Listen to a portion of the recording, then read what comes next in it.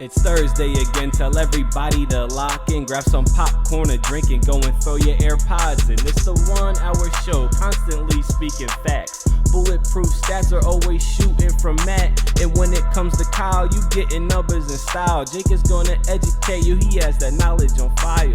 Players, step your game up, don't be sluggish or lazy. Or Jimmy J might hit you with a shaky baby. Catch him on YouTube or any podcast platform. Breaking all the news down like Shaq does the backboards. No hot takes, this is where the hottest debate's at. Now kick your feet up, cause it's time for straight facts.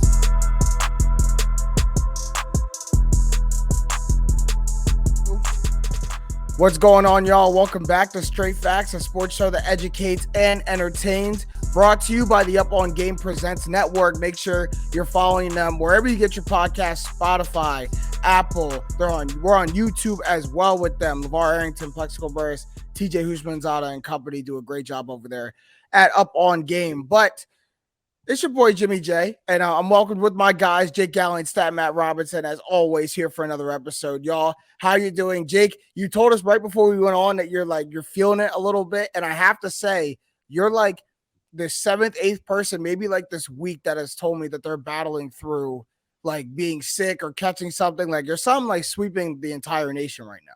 No, for real. People at work have said the same thing. Yeah, started feeling it on Sunday, which, by the way, we missed you last week because of Nova Hoops. Mm-hmm. And so just a quick detour here. Okay. Kayla Padilla on Penn, scores her thousands. I can't say that word. Number 1,000, she cracks it. And so they end up beating Temple. Then I hop on social media, just scrolling, and I see Maddie Segrist of Villanova Women's Hoops. She also 2,000. Maddie hit 2,000.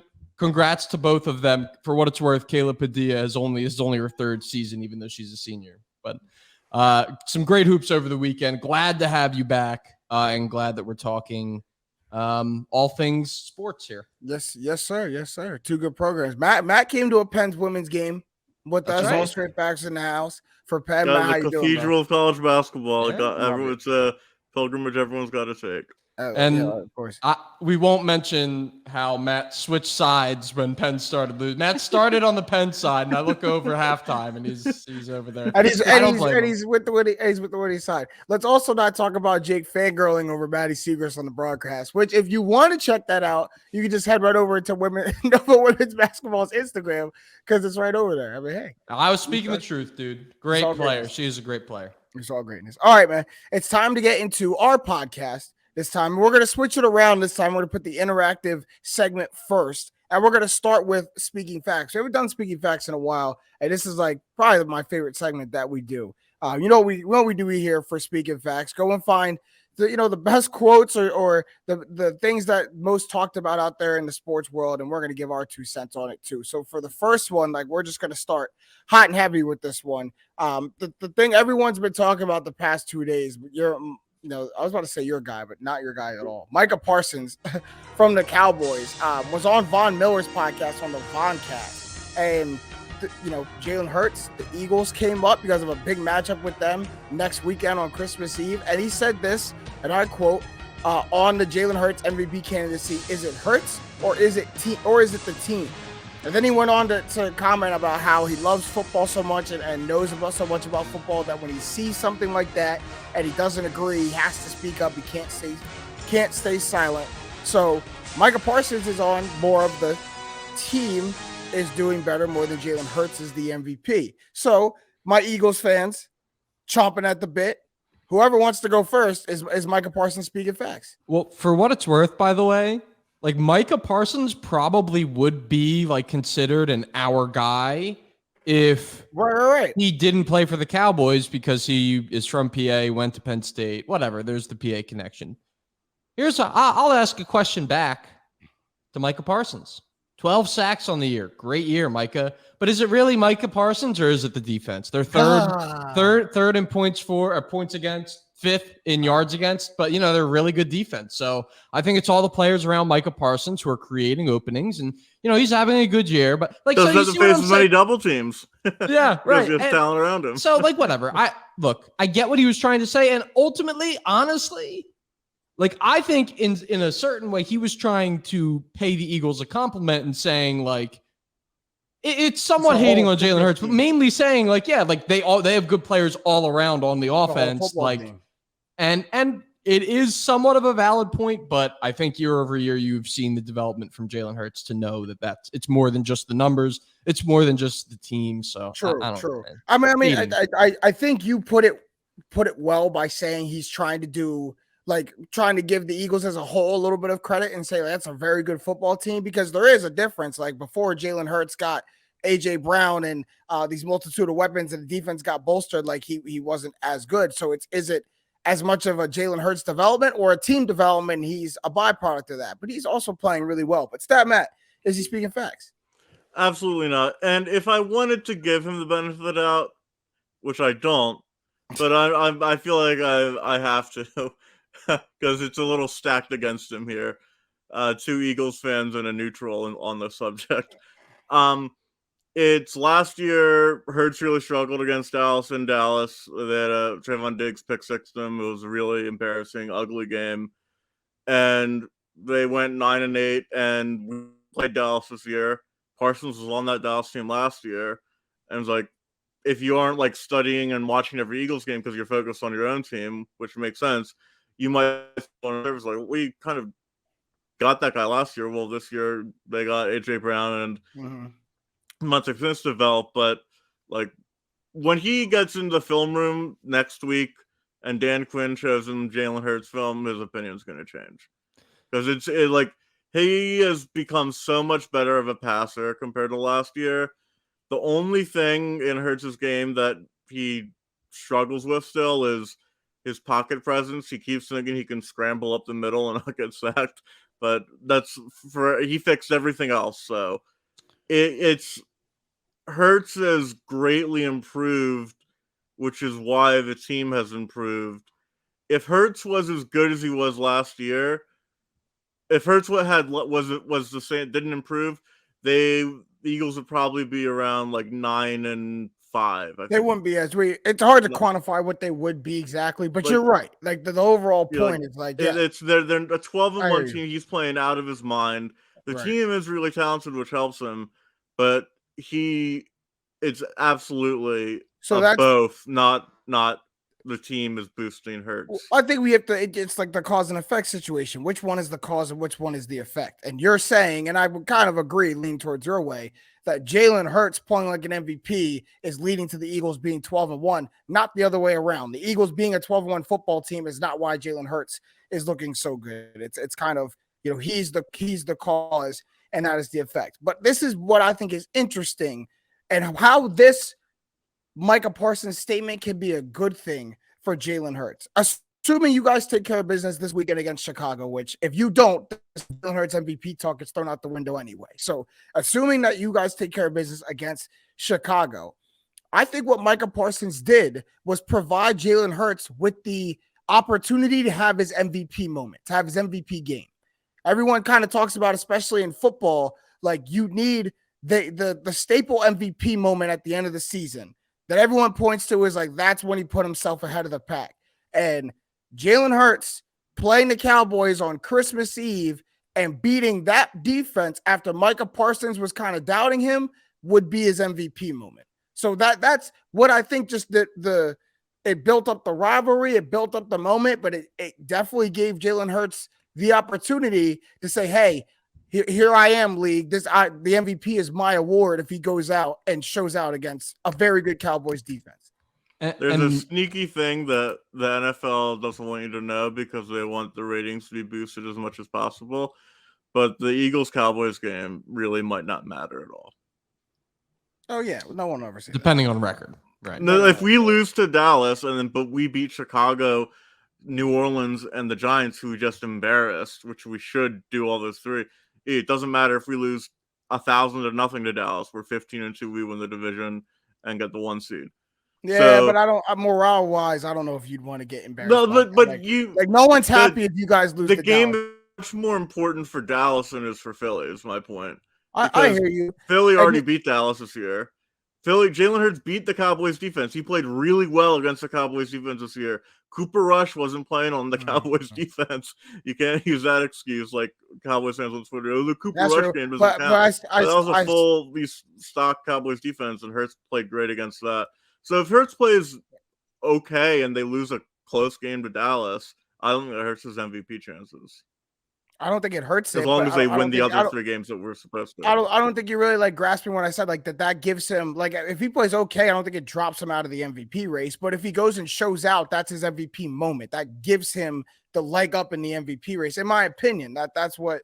National TV spot. I mean, especially against your rival. Right. I mean, obviously those are narrative-driven awards. Last thing I'll say on the matter.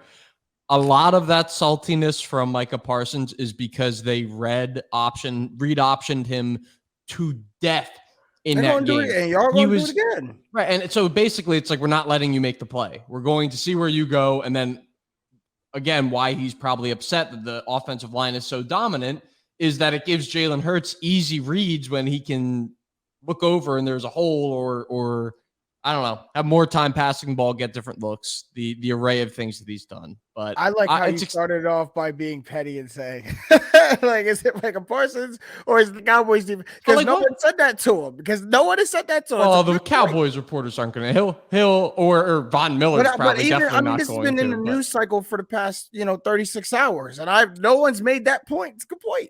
And because how would you end? You have to defer. If I were Jalen Hurts, I would say it's the team or who cares, which I think he did. He said we're focused on Chicago. Right. Of course. A lot of y'all, Jordan Mailata was like not cursing out reporters, but it was like mad at reporters about asking him about it when, he said we don't play them until next weekend. So, well, everyone else is trying to move on from it. So we will, but we're going to, and even more of a pin is in that Eagles Cowboys game on Christmas Eve, but we will move on because the Cowboys, the team we just talked about, have made an improvement to their team, have gotten veteran wide receiver T.Y. Hilton to add to their receiving core. And Bobby Belt of the Love of the Star podcast had this to say about it. T.Y. Hilton can be a lightning in a bottle situation for the Cowboys. A rare occasion you might have struck something for the Cowboys. Jake, is Bobby Belt, is he speaking facts? Is this lightning in a bottle for the Cowboys?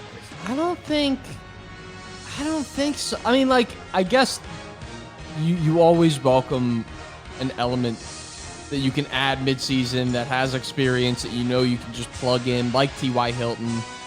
And in that regard, he'll be another body it's probably better than whoever the wide receiver 3 running around there is right now. Noah Brown, right?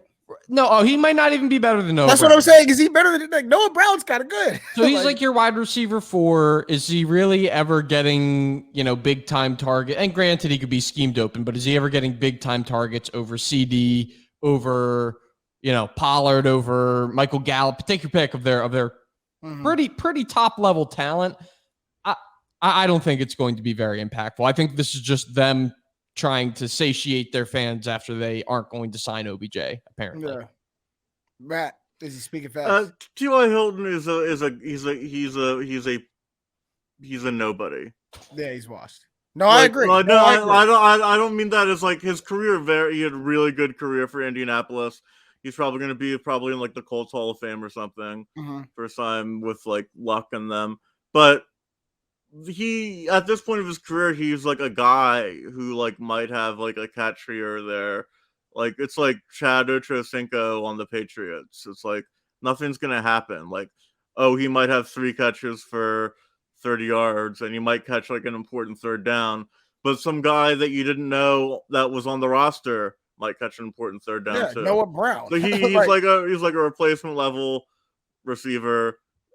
He might help with like leadership in the locker room, but like it's not that they're like lacking on that, but veterans are always kind of nice to have. Like it's not a negative that they got him, but I don't see it's not lightning in a bottle. And here's like the thing. I'm not afraid of like him like running loose in the secondary. Like it's not like Deshaun Jackson, who I know he could have no catches all game, but then once in the fourth quarter he could break free. It doesn't matter how old he is. Ty is not that anymore. Like he at the time he was an incredible deep threat, but he's not like a deep threat to the point where even when he's washed, he still can pull something out of his hat. And right.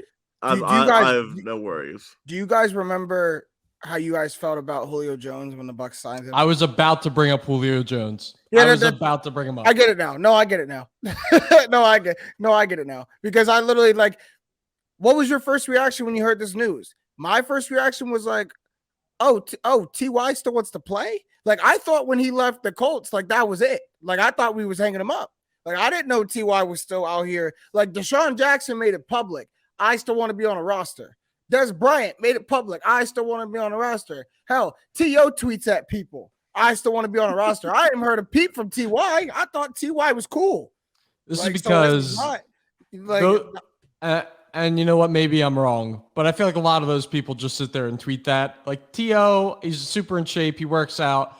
Is he actually like in game shape? Come on. No, like T.O., you maybe could get a few reps. But my point is, I didn't know T.Y. wanted to be back on the field. That's my take. And I don't think that, like, if T.Y. went to the Patriots, it would make me think more. If he went to a team that's like very good at using old washed players and turning them into something like useful, I'd be like, oh, he might do something over there.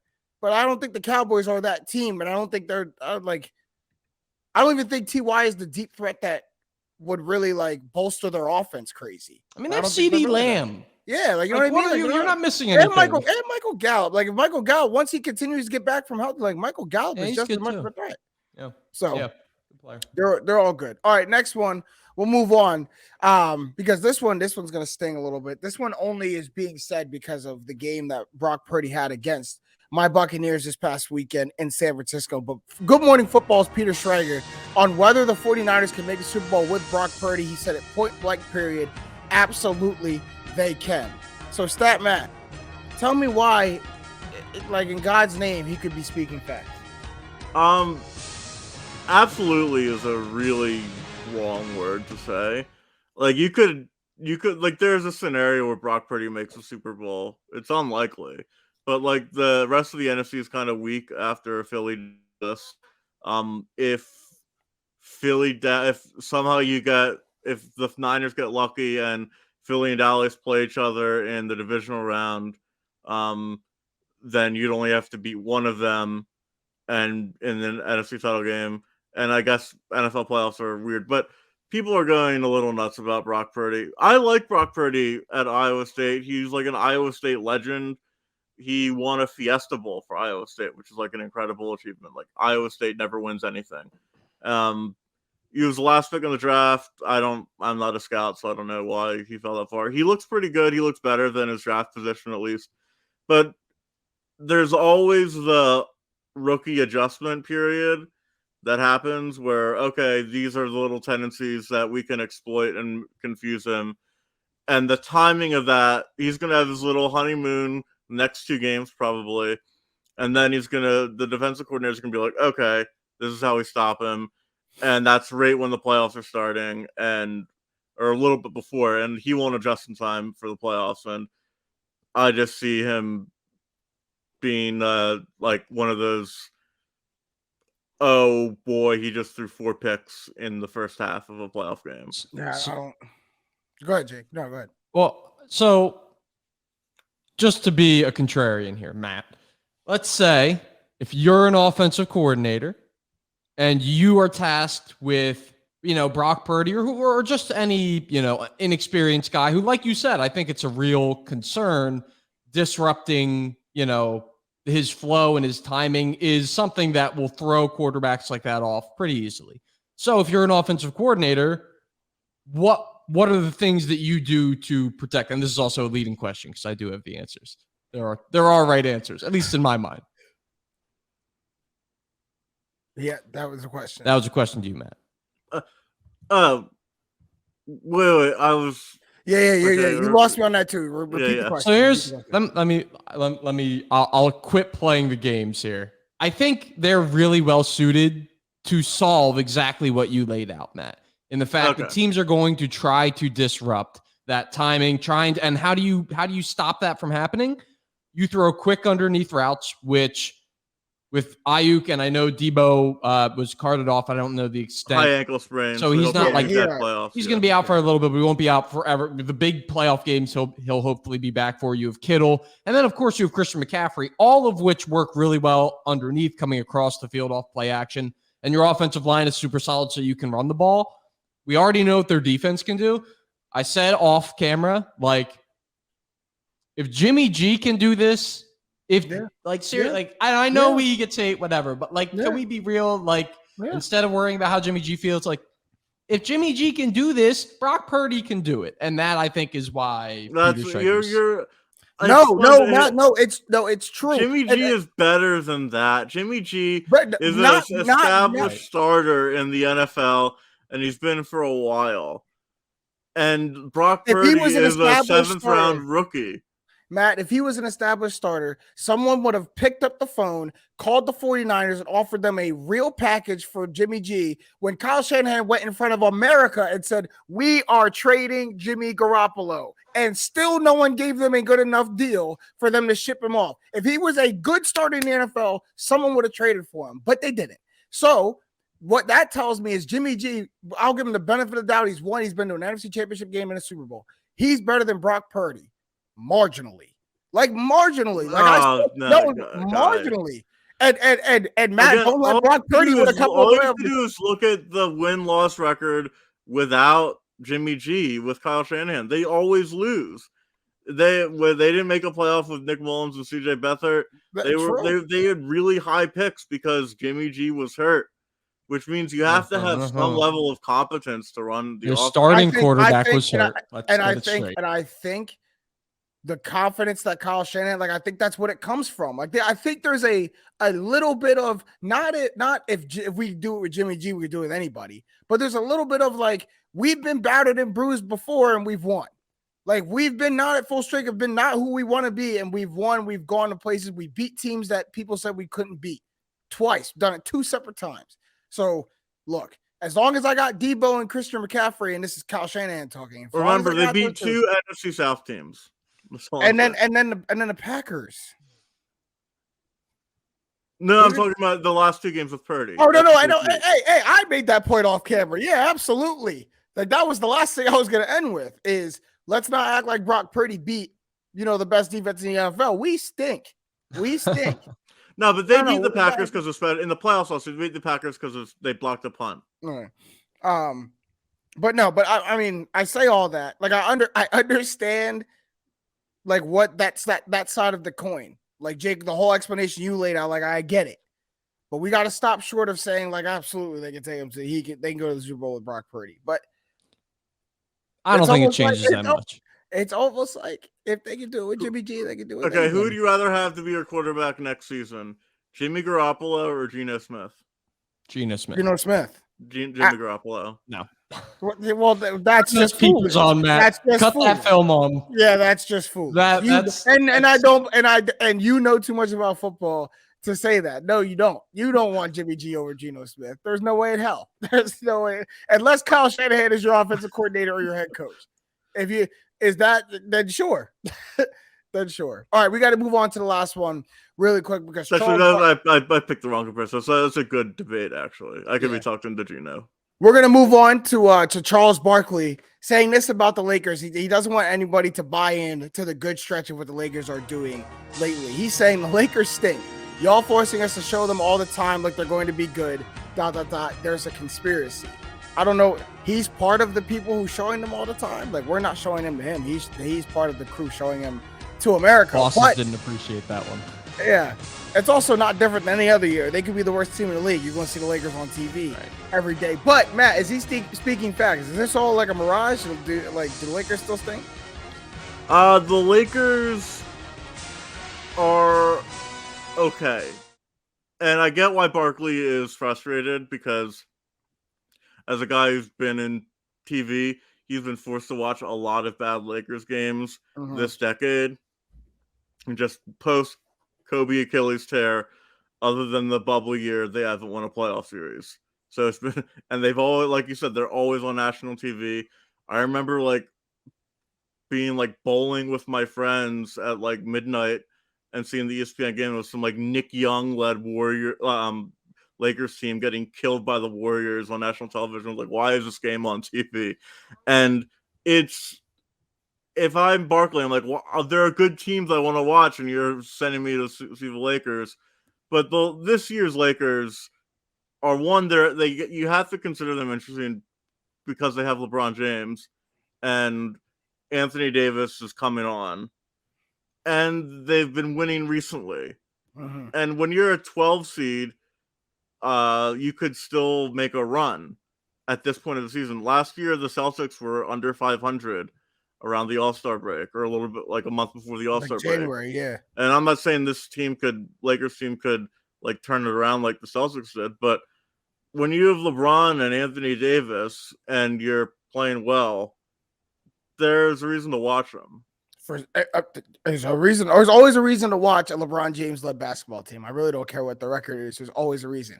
But Jake, the conspiracy part is what's funny to me. So is he speaking fact? Is there like a conspiracy? And what's the conspiracy that Chuck is talking about? Here's the conspiracy: is that they need to fill the games that start late, and of the big markets on the West Coast who actually care about sports, Los Angeles ranks pretty high. So beyond them being like one of the most historic franchises in the NBA, that has a part in it. But I mean, I think it's the fact that they're often caught on these, late games, and it's like, who are you going to put on? You've got Portland, you've got the Clippers, who don't have as big of a draws. I don't know. It's Utah. Like, look who you're choosing from. Especially this Portland, year. Like, do you want to put on New Orleans? People aren't going to watch them. Phoenix? Yeah. Phoenix, the Clippers, if Kawhi's playing, which is impossible to predict, so they don't put him really on. Yeah, so I think overall, like, the Lakers are a team this year, and we'll get into it a little bit, but they had an awful start. I think they started like 2-10 was their lowest point, and they won 9 of their last 15. So they have been on a tear. I mean, it's LeBron and Russell. There's like 3 Hall of Famers on one team. Like, stop complaining. Charles Barkley should stop complaining, in my opinion. Like, do your job. You get there to sit, and you don't even talk about the job is technically to talk about basketball. You do that. They barely even do that. Yeah, they barely even do that. 65% on a good night, and you're joking around. Just chill out. Especially after a Lakers game, because after a Lakers game, they're coming on like 1:30 Eastern time.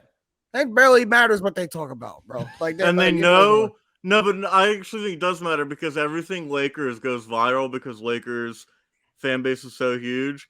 But if they say one thing that annoys like a prominent Lakers Twitter user, they're gonna get like annoyed for like the next couple days. Which is the cycle that exactly happens. And hey, maybe Chuck's just tired of going through that spin cycle. But that transitions perfectly to the second part of our podcast. But we're going to talk about teams that are trending upward, because Jake put it perfectly. Those Lakers have been turning it around. And to answer the question, is Chuck speaking facts? He's not. I don't think this Lakers team stinks. Not this year. They are 10-11 since November, Jake. Better than the 7-15 the 2 months prior. And they just went toe-to-toe with the defending Eastern Conference champions Tuesday night, and probably should have pulled out a victory, but ended up coming short at the end. So, like, they're a team that's turning it around, and to me, turning around at a good time, a time to get back into kind of the thick of the things in the Western Conference, especially because no other team has really taken off in that conference. So, the Lakers are definitely turning it around, and I think not a coincidence is the play of Anthony Davis. And you guys, everyone's heard about, his very good recent stretch and how well he's been playing as of late. And the numbers definitely speak for themselves. The Lakers are 8-3 in the last 11 games that AD has played. He's averaged 38 points and 15 rebounds on 64, 33, and 85 splits in those 11 games. And I point out Anthony Davis first is because we saw last year, LeBron James snapped all last year, averaged 30 points a game all last season, and the Lakers stunk. We've seen stretches, small and infrequent, but stretches of a good Russell Westbrook on the Lakers, especially since he's gone to the bench. they've still stunk in those stretches. But now that Anthony Davis has returned to being top 10 Anthony Davis in the league, now all of a sudden, not only the way are the Lakers winning, but there's a different feeling about them. There's a feeling that this is a good Lakers team. Enough of a feeling that Chuck goes on national TV and tells everyone not to believe it. Like, that's so tangible that he's like, don't believe it. They're not that good. But that's the feeling that everyone's having around the Lakers. Like, this is the Lakers team that we thought we were going to see with these three stars. And I don't think it's a coincidence that when Anthony Davis starts playing dominant like that, the Lakers just move a little different. It propels them in a different way. There's a reason LeBron went out and got him, man. Like he needs to play well for the Lakers to be a good team. In my opinion, and for what it's worth, Russell Westbrook, especially recently, has been better coming off the bench. He started, obviously, as a starter in the beginning of the year, goes to the bench, and I think is finally maybe starting to accept the role and learning to expand within it and how to maybe best suit his team's needs, which is great. I mean, he's almost 14 points per game, 8 rebounds, 8 assists, 1 block, 1 steal, almost even a piece. So, like you guys said, like he's been better. He's still basically, I think, for the Lakers to be a team that is threatening to other threatening teams, he's going to need to become like a plus 50% efficiency and playmaking machine that like basically he needs to play like a glorified TJ McConnell, let's call it. You are a penetrator and a facilitator. Man, you get your own shots sometimes, but rarely are taking threes. Guy who comes similarly, that guy comes off the bench and provides a somewhat similar role. I mean, not really, but Russ is much more athletic. But much more explosive. But I think what the benefit that Russ coming off the bench that I don't think anyone really saw coming is Russ gets to enter the game when the game already has a flow and a rhythm to it. Instead of trying to be the one to start and be the catalyst of the energy and the decision-making and the facilitation for the Lakers, Russ enters when there's like motion is already happening.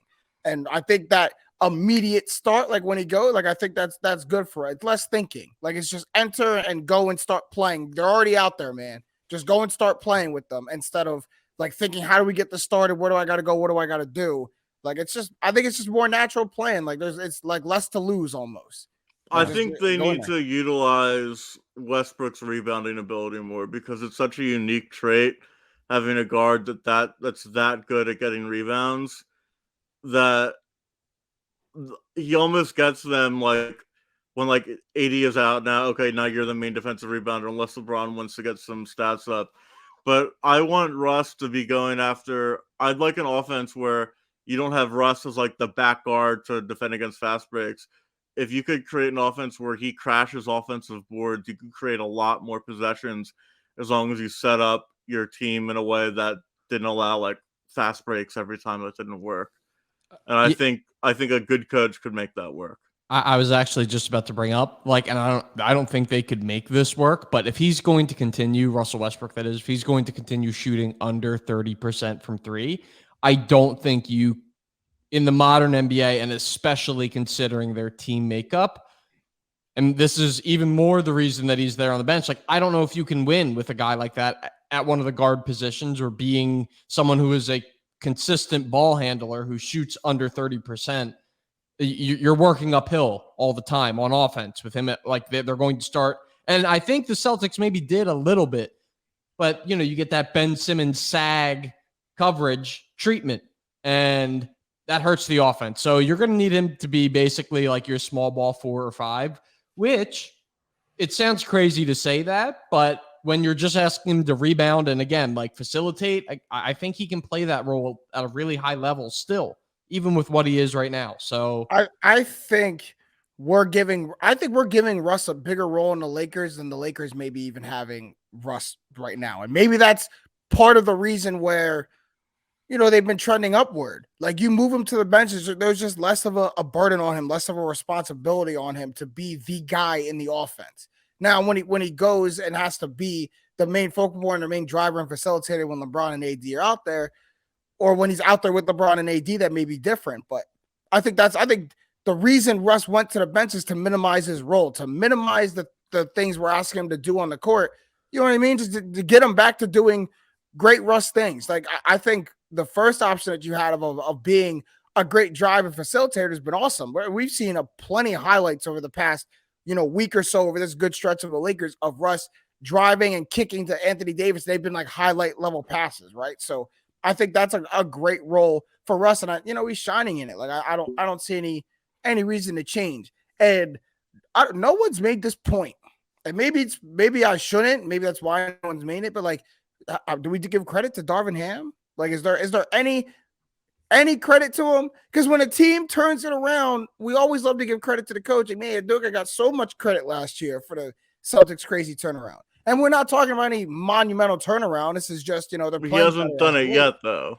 Right. Like we're seeing like the inklings of something that might blossom. I hear you. Maybe I'm looking too far ahead, but only out of pity would I like I don't have the facts that say yes. You're just like, to my knowledge, and maybe this is a little bit casual of me, but like, you're LeBron's coach. Like, and that has always came with, unless you're Tyronn Lue, that's always came with a little bit of backseat driving from LeBron in some aspects. So, or at least that's the way it's been perceived. So we'll see. If they turn him around, then he'll get praise. And one thing that I think you probably can bank on is LeBron is shooting the lowest 3-point percentage since 2007, 2008 at 31.5. He's always consistently around like 35%. If he gets that back to around his average, just those like extra 3 points per game makes a big difference over like a long stretch of time. Yeah. Before we move on, I think one thing we have to just like mention is health. Like, we're all skipping over the fact that Anthony Davis is playing better, but he's healthy. And I think, like, I don't think the Lakers have experienced enough of complete healthy Anthony Davis, Russ, and LeBron. Like, most of the time it's been LeBron and Russ have been out there and AD has been hurt. But then when AD comes back, one of them goes out. Like, beginning of this year when AD that tends to happen when you have a 38-year-old, a 34-year-old, and Davis, who's had a lot of injury issues in his career. Well, when everyone's old and injured. You're right. You're absolutely correct. But you see what happens when you finally get a healthy trio of those three. They're just starting to play better basketball and they're moving upward. All right.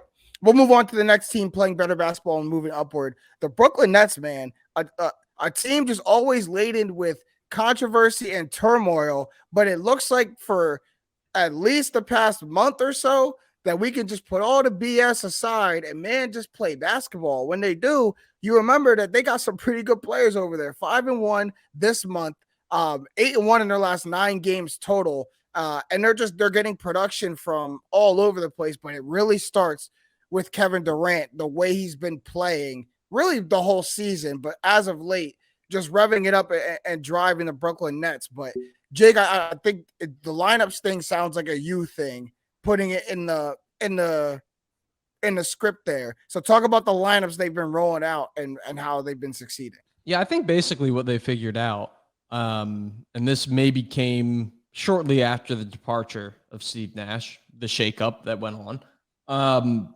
is that you can't really start Royce O'Neal and Ben Simmons together.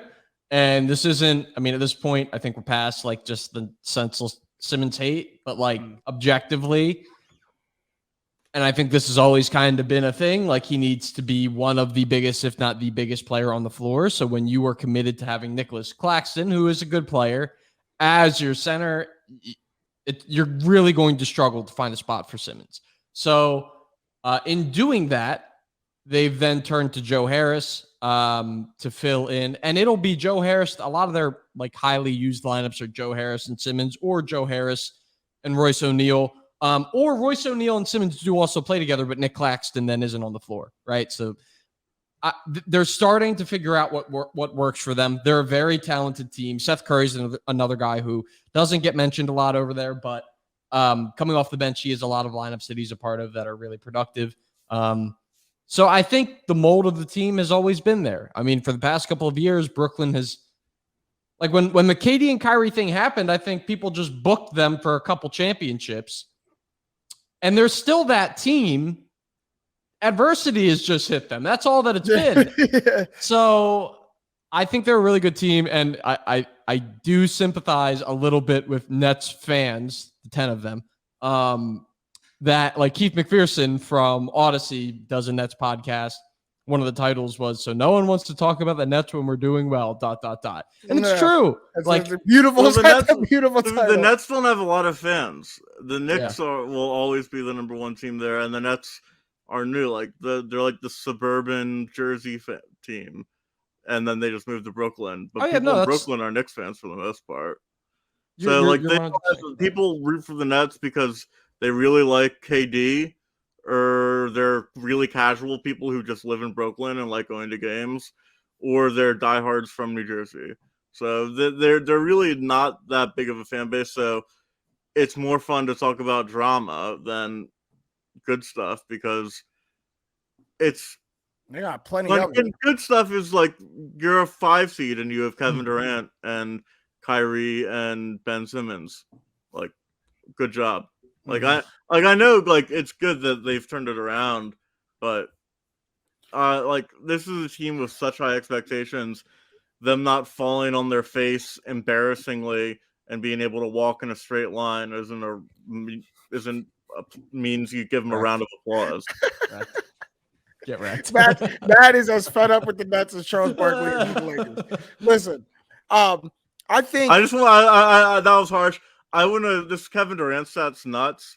In Kevin Durant's last 22 games, he shot below 50% from the field twice. And I'm glad you said that because that leads perfectly to my point. Is we talk about all the controversy and the turmoil and all the drama that the Nets have been through, and like there's been no constant, there's been no consistency, there's been no rock there for the Nets. Everyone is 50-50. Everyone's in one foot in the door, 1 foot out the door. And I think if their best player, if Kevin Durant can just be that consistent guy that can just go out there and just, hey, no matter what's going on around us, I'm going to go out there and I'm going to play my best to make my teammates better. The Nets have the opportunity always to get better and keep improving and winning. And I think that's what we're seeing right now. Like, I think he just have to be the person to go out there, play the best basketball he can, which is a top 3 player in the world. And everyone will feed off of that and go into it. Like when we saw when he was hurt and it was just Kyrie was still out there dropping 40, 50 points, but it'd be to no avail. So I think Kevin Durant he's got to be just the rock solid foundation. And that's what he can be. Because everyone asks Kevin Durant to be like this vocal leader and to be this, this alpha dog on the team. And that's what he's not. Like and he's not going to do it. And he's, you know what I mean? That's just not the player he is to build. What he is if you ask him like, hey man, just go out there and hoop. Just ignore everything else going on, or just mind your business. Go out there for us and just be that guy on the court. That's all we need you to do. If that's what the Nets need from him, that's what KD can do on a night-to-night basis. And I think that's what he's starting to be, that constant, good basketball player, good energy, just constant for the Nets. And I think that's what they're feeding off of. That's kind of what they're going towards. But our last team that we can move on to, this last team is a lot more surprising. Because really of the teams that they beat as of late, and it's the Houston Rockets, which I'm not sure this is the greatest thing for Rockets fans because we're talking about teams trending upward, and they're currently in the sweepstakes to, Brick for Vic right now? That's what we're calling it. That's a good one. I haven't heard that. Yeah, I just heard it yesterday. Brick for Vic. Get the number 1 pick for Victor Wembanyama, the French native who's coming over next year. So the Rockets really, in the grand scheme of things, probably want to lose as many games as possible, and Jalen Green really isn't letting them. Over the past 9 games, these are the teams they've beaten. They've beaten the Hawks, they've beaten the Suns twice, they've beaten the Sixers, and they've beaten the Bucks. And that's after starting the season 3-14.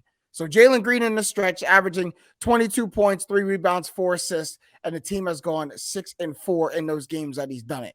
So Jalen Green hasn't gotten a memo. He hasn't really gotten to, hey, like we're supposed to be a bad team, so we get Victor Wembanyama and start looking up. And him, KBJ, and company are really going out there and hooping, and they've been playing well as of late. Now, this is the new age Houston Rockets we're talking about. So is this just a, hey, good for you, you're playing good basketball? Or is this a sign of like the Rockets may not be as bad as we thought? They may not be in the Pistons tier like we thought they were. What I remember about the Sixers being horrible is that they are always last in the league in fouls drawn because they didn't have anyone who was willing to attack the basket.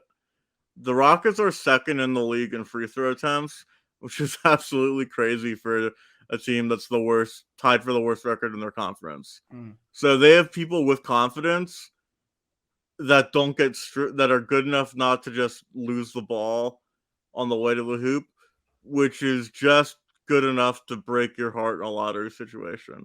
Well, to be fair, they could be the fifth worst team and win the lottery, but I actually think the Rockets are better than I thought they were, in the sense that they're not a 15-win team, they're a 25-win team. Yeah, how about it? And Jalen Green, it's nice that they have that, but there's kids higher ups are like, can we just like fake a Cade Cunningham ACL with Jalen Green? Like, just pretend, and because they're a little, they're happy. It's a bittersweet seeing Jalen Green perform for them. Exactly, Jake. Real quick before you go, that last sentence is exactly what I was going to say, Matt. Is that if you're a Rockets fan, if you're a higher up in the Rockets organization, like you love it, right? Because that still is our second overall pick. Like I still want to see him playing well, but do I want the fifth most ping pong balls or do I want the most ping pong? Like, do I want a surefire shot at getting Victor Wembanyama or do I want the fifth best shot at getting him if I'm the Rockets? Because that's where they are right now. They are tied for the second worst record in the Western Conference, so they're still in the thick of things. But that's like what you're juggling if you're the Rockets right now, right? Like I love to see my young guys performing. Besides two players on their roster, which are Eric Gordon and Boban, right? No one else on their roster has more than 3 years of NBA experience. So they're doing this with all their young guys that they're picking that are going to look to be towards their future. So it's cool that they're playing well, but like, dag, y'all, like you're playing a little better than we thought you were going to play. Well, and that's the trick, right? Is that you have a young head coach who doesn't have much like proven success in the NBA. You have young players who are looking to get their next contract, and then also like I don't want to lose. And then this is going to be a year I'm evaluated on for my contract, and you're bringing in the guy who you want to pay over me anyway. I'm going to be losing for. That's why you have to get the vets who are just looking for a shot in the league from the G League, something like that. I digress. But I think that what Houston has on its hands is a good problem. Houston, we have a good problem, right? Because as you guys have both said, I'll go out on a limb and say I think next year, and we kind of viewed Anthony Edwards this way, like next year, coming into this year, next year will be the year for Jalen Green, in my opinion, where like we're going to look at him as an MVP candidate, or at least he'll start to be. All that it takes is them to win some games. And I think the praise that comes from that is an added attention that comes from that. I don't know. I believe that he is one of the best scorers of the basketball in the NBA, or could be in like a very short order. Obviously, you still put like has the ability to be. The good news for the Rockets is that while they don't have an OKC stockpile, they have a lot of draft picks coming that aren't theirs through the trades they've made, specifically Harden. Brooklyn. Well, yeah, and so you might like. Being the worst team in the league is probably not going to get you Wembanyama just by the way the lottery odds work, but they're going to have a lot of chances to build a contending team again. And here's the thing, here's where it starts to even out is if our young players start to show us that they can play well, the more they win, the more it might make people think like, how much do we need Wembanyama? If he's there, absolutely, we're going to take him.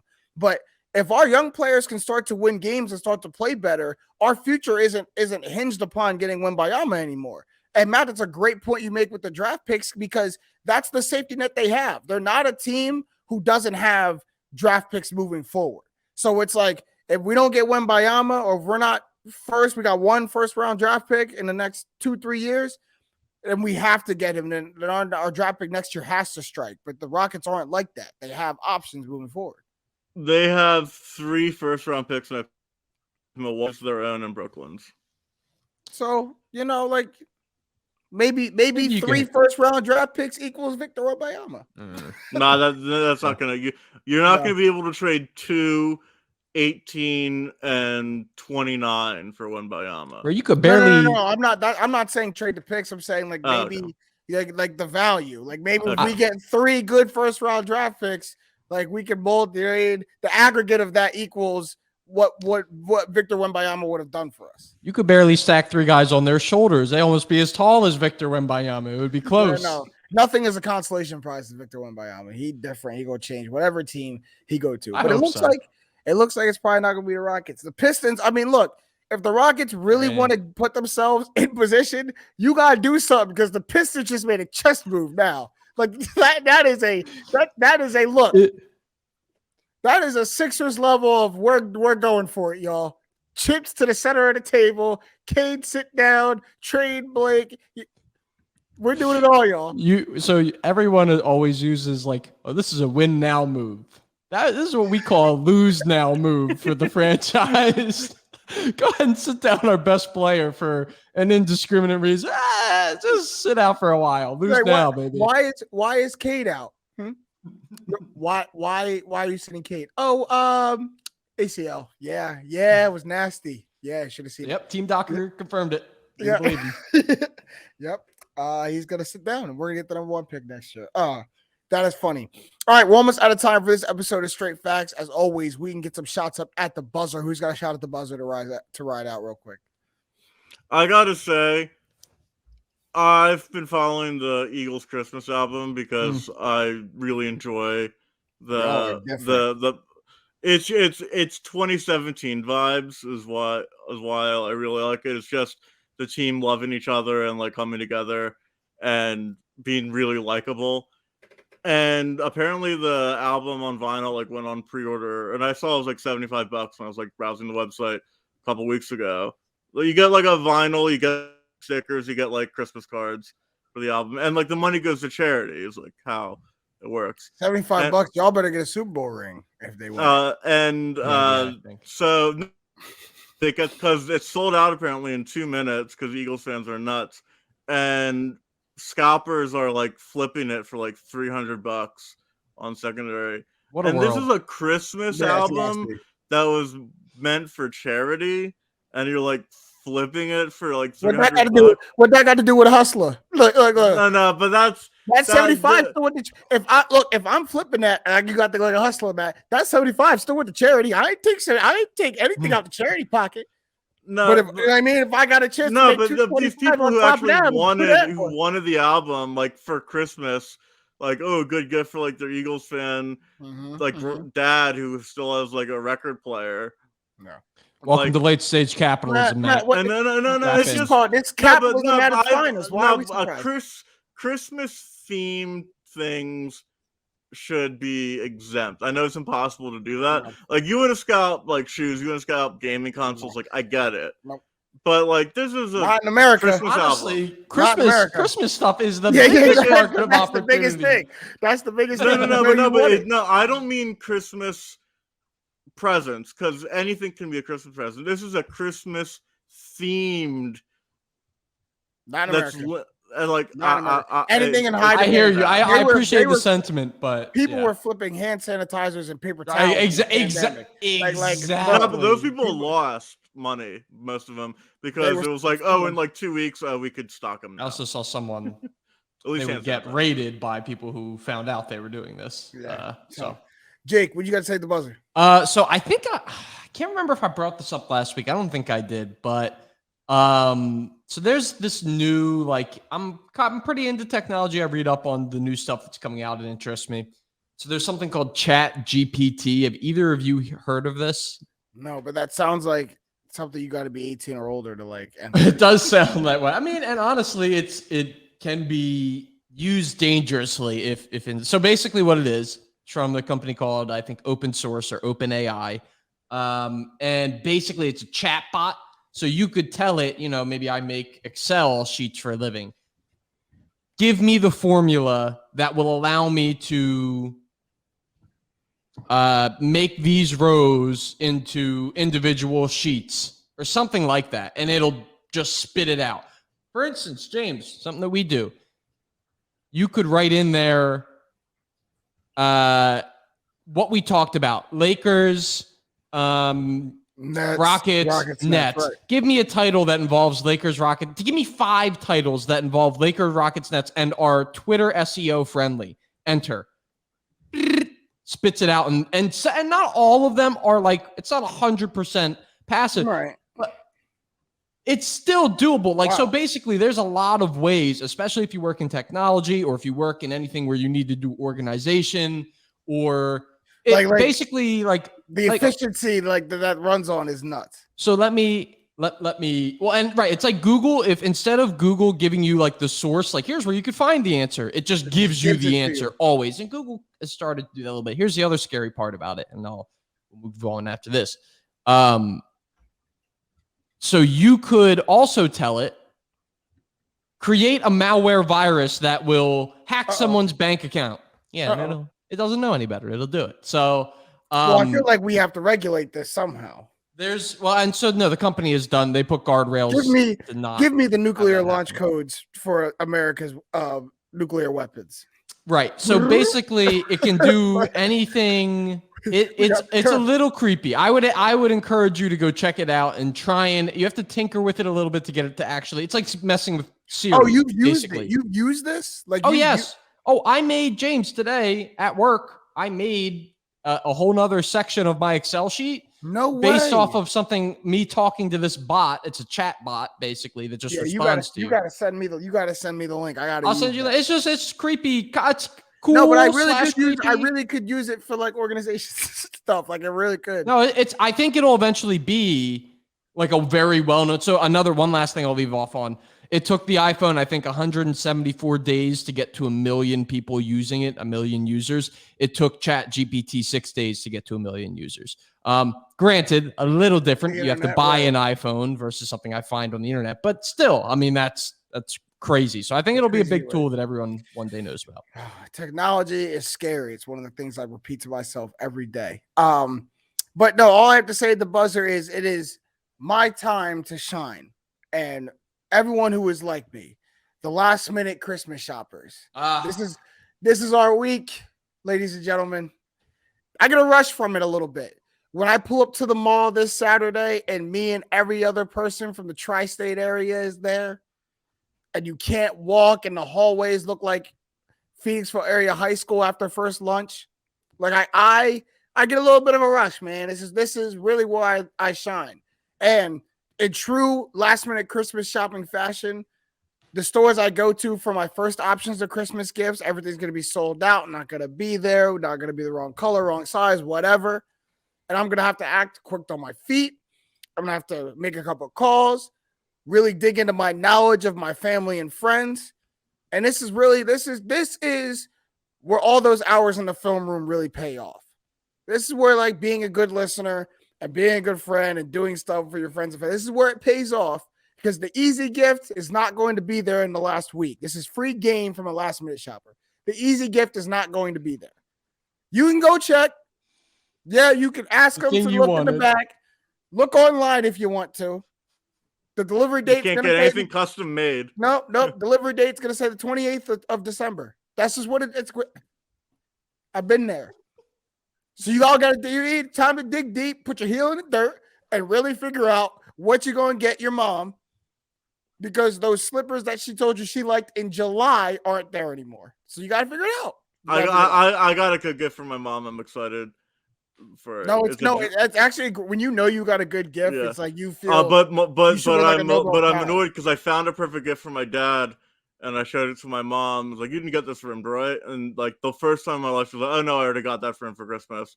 And so now I got to call an audible. So there should be, because I agree with you, the best feeling on earth is just being stressed out going into King of Prussia or any massive mall space into the masses. I think I could complete a speed run on the quickest you possibly could get in and out while getting everything you needed. In fact, we're going to connect with some people. This is like the new Ninja Warrior. It would do big numbers. I digress. Yeah, like a new Amazing Race. Yes. Yeah, exactly. Yeah.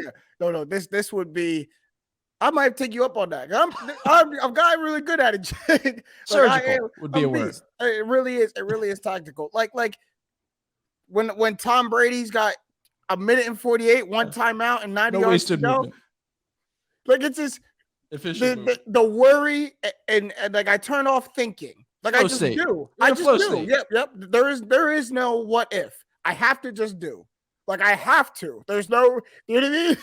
Like there's no not getting it done. That's why you wait last minute to be so efficient. Because there's no not getting it done. Like it has to be done, so I gotta do a good job, man. Exactly. Can't wait. And shout out to my friend Ange, who's gonna go with me to the mall this Saturday. She's gonna see a side of James she's never seen before because we will be moving through this mall. But that's all the time we have for this episode of Straight Facts. Shout out to everybody on the Up On Game Presents Network. I'm talking about LeVar Arrington, Plexico Burris, TJ Hushmanzada, our guys. Make sure you're following them wherever you get your podcast because they do a great job. Got some great content, including this podcast right here. As always, shout out to my guys, Jake Galley and Stat Matt Robinson. I'm James Jackson. These have been the facts. Straight up.